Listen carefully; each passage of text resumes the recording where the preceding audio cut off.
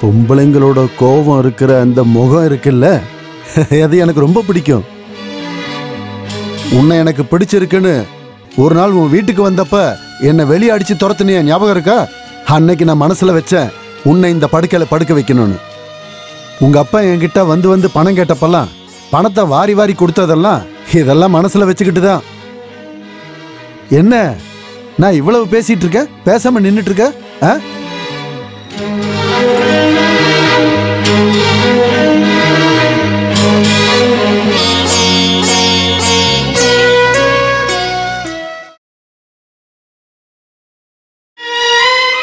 நான் வரட்டா? சரி.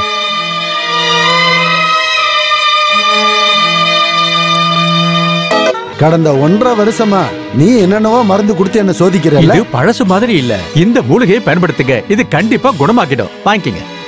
பார்க்கலாம்.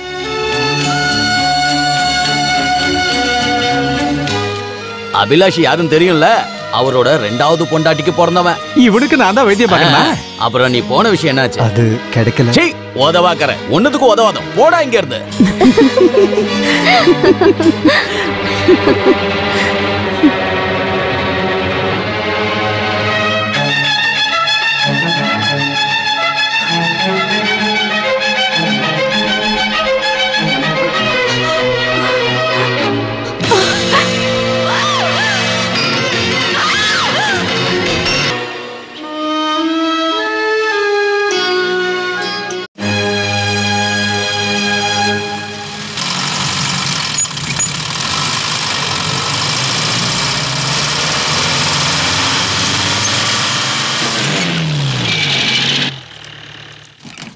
கியர் ஜாம் ஆயிடுச்சுன்னு நினைக்கிறேன். அட கடவுளே, இது எப்போ ரெடியாகி ஊர் போய் சேர்றது? இல்லை, நம்ம எதுக்கு இங்கே அடைஞ்சு போய் உட்காந்துருக்கணும்? வெளியே போனால் நல்ல காத்தோட்டமாக இருக்கும். அதுதான் சரி.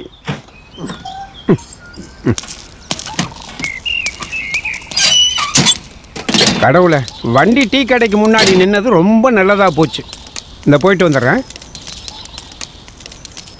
சார் வரலைங்களா? வாங்க சார், ஒரு டீ சாப்பிடுவோம். மாமா, நீங்கள் வரலையா? ஜீப் ரெடி ஆகிறதுக்கு கொஞ்சம் நேரமாகும். ஒரு டீ குடிச்சிட்டு வரலாம். வேண்டாம், நீ போய் குடிச்சிட்டு வா. உங்களுக்கு டீ வேணுமா? நான் வேணா வாங்கிட்டு வரவா? நல்ல குளிருதுல. இதெல்லாம் ஒரு குளிரா? ஊருக்கு நீங்க புதுசா? இதுக்கு முன்னாடி நான் உங்களை பார்த்ததே இல்லையா? என் பேரு சிவான்னு சொல்லுவாங்க. நான் இங்க தான் பக்கத்தூர்ல அக்ரிகல்ச்சர் ஆபீசரா வேலை பார்க்கறேன். ஓ தம்பி, 3 டீ போடு. சரி, அதை விடுங்க. அந்த ஜீப்ல இருக்கிறவர் நம்ம ஊர் பூசாரி தானே? ஆமா. பூசாரிக்கும் உனக்கும் என்ன உறவு?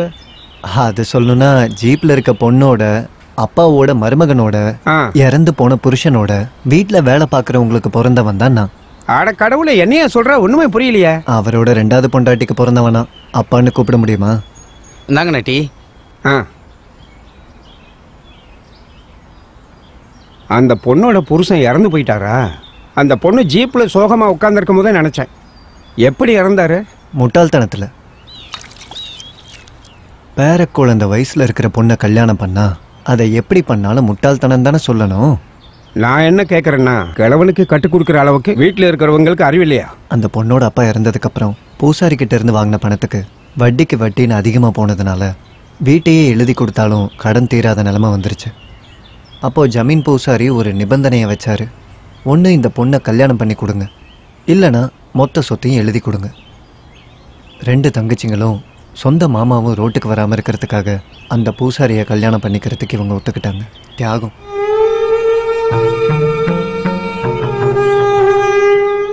அட பாவமே, அந்த கிழவனுக்கும் இவங்களுக்கும் குழந்தை இருக்கா? 80 வயசான கிழவனுக்கு குழந்தையா? ஆசையாக இருந்துச்சே தவிர அவரால் எதுவும். சரி, அதை எதுக்கு பேசிக்கிட்டு விடுங்க. சுருக்கமாக சொல்லணும்னா ஒன்றும் நடக்கலைன்னு அர்த்தம். புகுந்த வீட்டுக்கு போனது மாதிரியே திரும்பி வந்தாச்சு. சார், நீங்கள் ஃபர்ஸ்ட் டைம் வந்திருக்கிறதா சொன்னீங்க. ஜீப் ரெடி ஆயிடுச்சு. சரி, டீ காசை நீங்களே கொடுத்துருங்க. இல்லைங்க, இவ்வளோ கதை ஓசியில் கேட்டது இல்லாமல் டீ காசு வேற கொடுக்கணும். நான் கொடுத்துக்கிறேன்.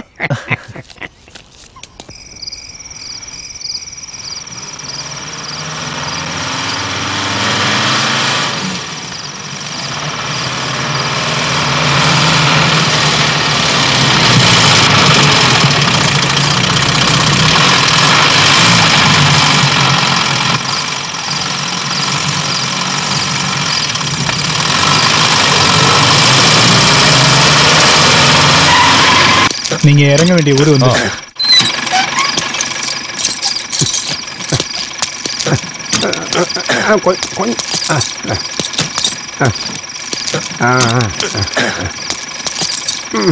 தாங்க பிடிங்க. வரட்டுமா சார்? அந்த டீ கடையில் கேளுங்க, ஆஃபீஸ் எங்கன்னு சொல்லுவாங்க. ஓ சார், வியாபாரம் முடிஞ்சதும் திரும்பி வர்றேன், அப்போ பார்க்கலாம்.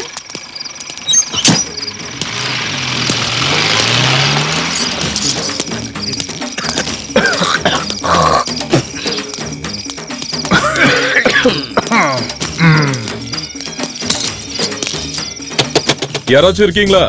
ஆமா, எந்த ஊர்ல இருந்து வரீங்க? சவுத் சைடுல இருந்து வரேன். இங்க இருக்கிற அக்ரிகல்ச்சர் ஆபீசருக்கு புதுசா வந்திருக்க ஆபீசர் நான் தான். சங்கரனா, சங்கரனா வாங்க சார்.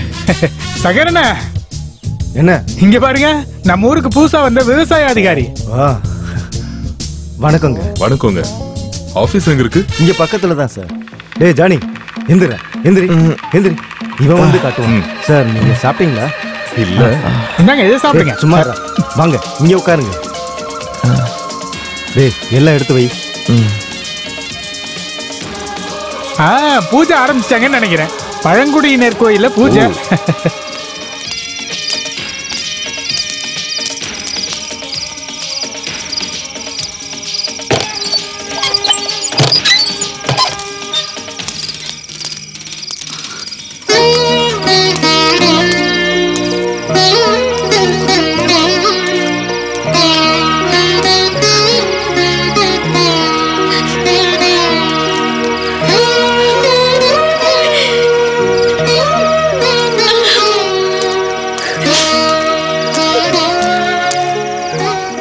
சொத்துக்காக பூசாரியோட மனைவிங்கெல்லாம் கொடுத்த கேஸ்ல விசாரணைக்காக நாளை கழிச்சு எல்லாத்தையும் வர சொல்லியிருக்காங்க வக்கீல் ஆபீஸுக்கு.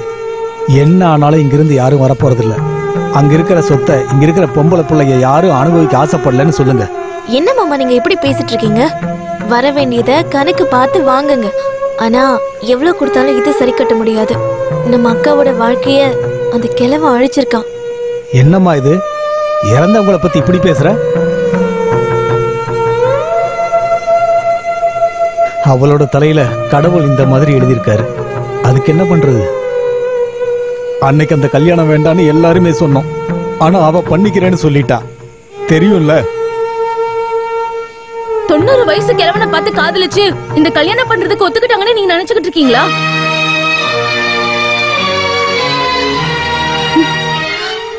எல்லாத்தையும் கொடுத்துட்டு நம்ம 4 பேரும் தெருவுல போய் நின்னா கூட பரவாயில்ல. இதுக்கு அதுவே மேல்.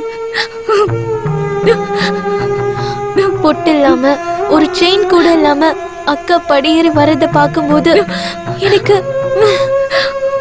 வீட்டுல இருக்க பொண்ணுங்களுக்கு என்ன நடந்தாலும் எந்த இடத்துலயும் அந்த ஆளுக்கு முன்னாடி அவமானப்படக்கூடாதுன்னு நீங்க என்ன வேணாலும் பண்ணுவீங்களா? அன்னைக்கு வீட்டை வித்து எல்லா கடனையும் அடைக்காம நீங்க ஏன் இப்படி பண்ணீங்க? காயத்ரி, இங்க வா.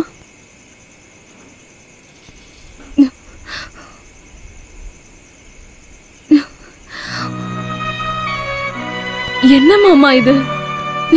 உங்களை கஷ்டப்படுத்துறதுக்காக நாங்க இத சொல்லல. இது எல்லாத்தையும் சொல்றதுக்கும் சண்டை போடுறதுக்கும் நீங்க மட்டும் தானே இருக்கீங்க. அதனாலதான். நீ சொன்னது எல்லாம் உண்மை. என்ன பண்ண? நீ என்ன நினைச்சு இப்படி எல்லாம் பேசிட்டு இருக்க? வெளியால் ஒருத்தர் கூட இருக்காருங்கிறத யோசிக்காம பேசிட்டு இருக்கீங்க. வெளியில இருக்கிற அவருக்கு எல்லா விஷயமும் தெரியும் தானே. நான் ஒன்னும் வேணும்லாம் சொல்லலக்கா. நீங்க இப்படி இருக்கிறத பாக்கும்போது எங்களால தாங்கிக்க முடியலக்கா. இப்ப எனக்கு என்ன குறைன்னு சொல்ல வர? எனக்கு இந்த வீட்டுல தங்கச்சிங்களோட ஒன்னா சேர்ந்து வாழற சந்தோஷம் வேற எங்கேயாவது கிடைக்குமா? நீ அழாத, போய் சாப்பாடு எடுத்து வை.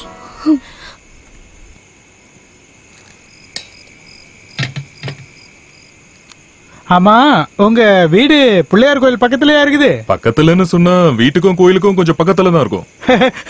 நான் அந்த கோயில் நிகழ்ச்சிக்கெல்லாம் வந்திருக்கிறேன். நான் அத சொல்ல மறந்துட்டு பாருங்க. நான் ஒரு தபலிஸ்ட். வெள்ளிக்கூடம் சிஸ்டர்ஸ்னு ஒரு ட்ரூப் இருக்கு. அத பத்தி நீங்க கேள்விப்பட்டிருக்கீங்களா? நான் அந்த ட்ரூப்ல தான் இருக்கிறேன். அந்த சிஸ்டர்ஸ்ல ஒரு சிஸ்டர் தான் என்னோட மனைவி. பிரசங்கம் பேசி பேசி நாங்க இப்ப தனியா பேசுற அளவுக்கு வந்துருச்சு. கடைசியில நான் அவ கூட ஓடி போற மாதிரி வந்துருச்சு. நான் தான் பிரசாத். ஜானி, அந்த கதவை தர.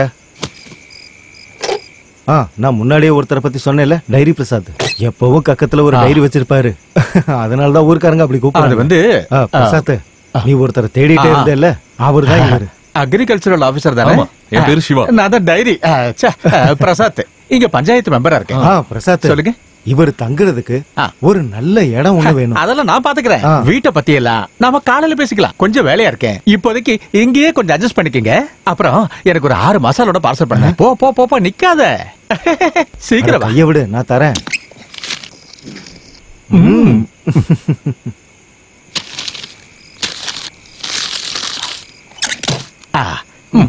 சங்கரனா, இது அக்கௌண்ட்ல வச்சுக்கோங்க. பிரசாத் ஒரு பிளேடு பார்ட்டி. இவன் கொஞ்சம் காசு கடன் வாங்கியிருக்கான். அதான் பார்த்ததும் ஒளிஞ்சுக்கிட்டான். நாளைக்கு காலையில அசல வட்டியும் கொடுக்கலன்னா அவன் என் கடையை தூக்கிடுவேன்னு சொல்லியிருக்கிறான். அதுக்கு முன்னாடி அவனை நான் தூக்குறேன் பாரு. உங்களுக்கு ஏதாவது புரிஞ்சுதா? டே, அந்த கதவை மூடு. இந்த மலைக்கு பக்கத்துல ஒருத்தி இருக்கா, அடிவார ஓவியா. அவளுக்கு இப்ப சேவைக்காரன் அந்த பிரசாத் தான். மசால் வடை இப்ப அங்கதான் போயிருக்கு. இந்த விஷயத்த அவன் பொண்டாட்டிக்கும் மாமனாருக்கும் சொல்றதுக்காக தான் இவன் ஓடி போயிருக்கான். கடவுளே, இன்னைக்கு என்னென்ன கலவரெல்லாம் நடக்க போகுதுன்னே தெரியல. ஐயா, யாரா? ஐயா, என்னடா? அன்னைக்கு நான் சொன்னப்ப நான் போய் சொல்றேன்னு சொன்னீங்கல்ல, உங்க பொண்ணோட புருஷன் பிரசாந்த் இருக்கான்ல, அவன் சங்கர் கடையில இருந்து 6 பருப்பு வடை வாங்கிட்டு அடிவார ஓவியாவோட வீட்டுக்கு போயிருக்கான். நீ சும்மா போய் சொல்லாதடா. அவன் வீட்டுல தூங்கிட்டு இருக்கான். நான் பாக்கலாமா? அப்புறம் ஏமா புருஷனை கூப்பிடு. அவரு நல்லா தூங்கிட்டு இருக்காருப்பா.